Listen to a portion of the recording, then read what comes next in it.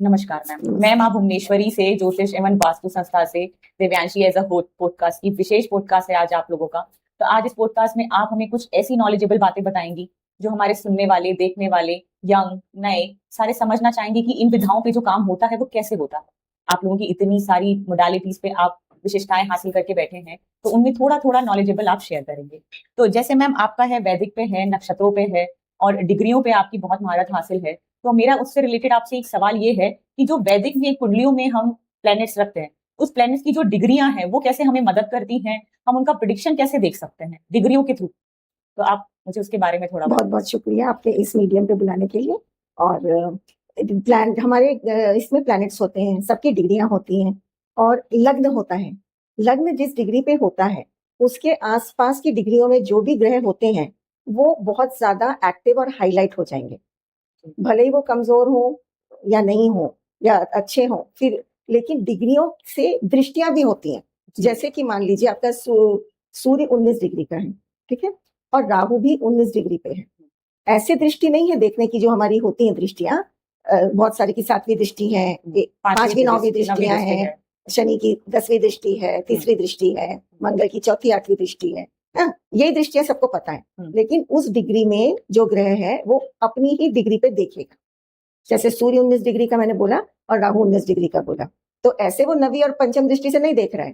तो जनरली आप बोलेंगे कि ये एक्टिव क्यों हो गया, अभी ना दशा है ना ट्रांजिट है ना।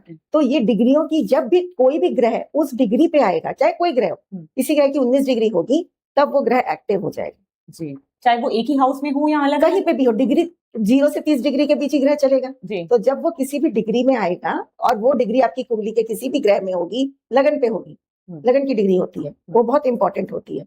हम जो कर रहे हैं वो हम लगन से ही करते हैं जी। और चंद्रमा क्या है, मन है, तो मेंटली हम जो करते हैं वो चंद्रमा से करते हैं।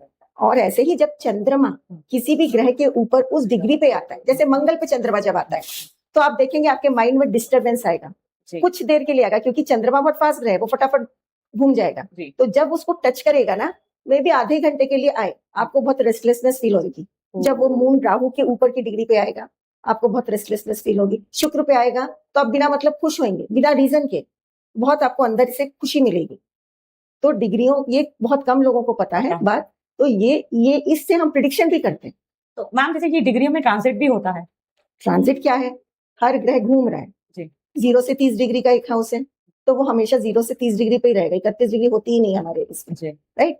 तो वो जब भी घूमेगा, चंद्रमा या मंगल या शुक्र, कोई भी प्लैनेट घूमेगा, चंद्रमा का एग्जांपल मैं क्यों दे रही हूँ कि चंद्रमा बहुत कम देर के लिए रहता है, ठीक है। तो ये जो डेली प्रेडिक्शन हम लोग करते हैं, इवन आप पेपरों में पढ़ते हो डेली राशि में, ये चंद्रमा कहाँ है, किस ग्रह के ऊपर है, उससे होता है, ये ट्रांजिट से हम करते हैं।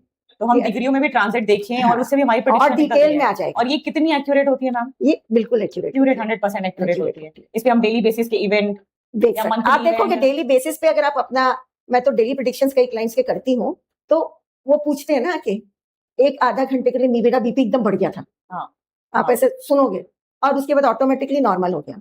क्यों हुआ? क्योंकि चंद्रमा उस समय पर्टिकुलर ग्रह की डिग्री से गुजरा। अगर वो खराब से गुजरा, मंगल राहु शनि, तो आपको परेशानी देता है जी, क्योंकि मन है तो मेंटल परेशानी उस जगह पे देगा, उस जगह पे आती है, ठीक है। और अगर